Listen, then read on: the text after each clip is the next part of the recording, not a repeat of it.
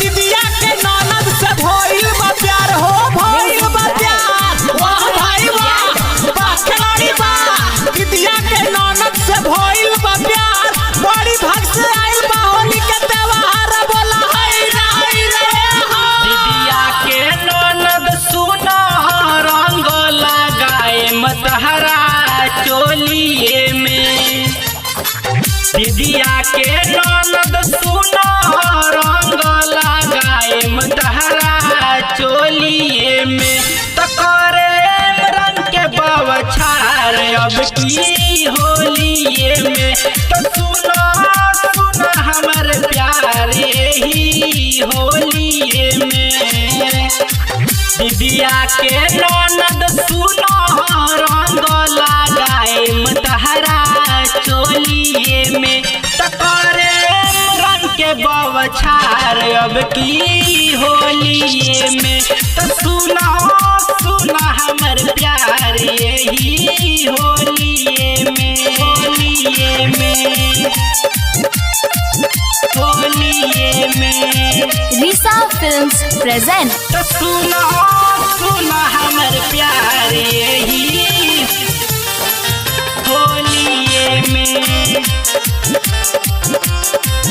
होलिए में जब से हम देखनी पागल भइनी काहे के दिले हम लगनी।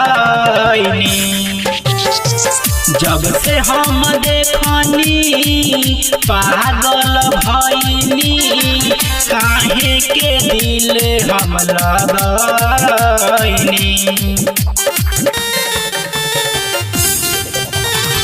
अब की हम आएम रंग हम लगाएम केहू से नाही हम डेराएम। अब की हम आएम रंग हम लगाएम केहू से नाही हम डेराएम। कहतानी तोहसे माना बात हमार दम्बा बोलिए में। बोलिए में कहतानी तोहसे माना बात हमार दम्बा बोलिए में। बोलिए में तकरे रंग के बवछार अब की होलिए में। तो सुना सुना हमर यार यही होलिए में। तो सुना सुना हमर प्यार यही। रंग लगाए बया वीर हो लगाए बया वीर। वाह भाई वाह वाह खिलाड़ी वाह। रंग लगाए बया वीर। होली में जागल हमारा तकदीर। बोला होली। अभिषेक कहले सुन मोर भैया इनकरे से कर तू सगैया। अभिषेक कहले सुन मोर भैया इनकरे से कर तू सगैया। इनकरे से कर तू सगैया। विवेक मस्ताना करी है न माना यही से गावता रे गाना।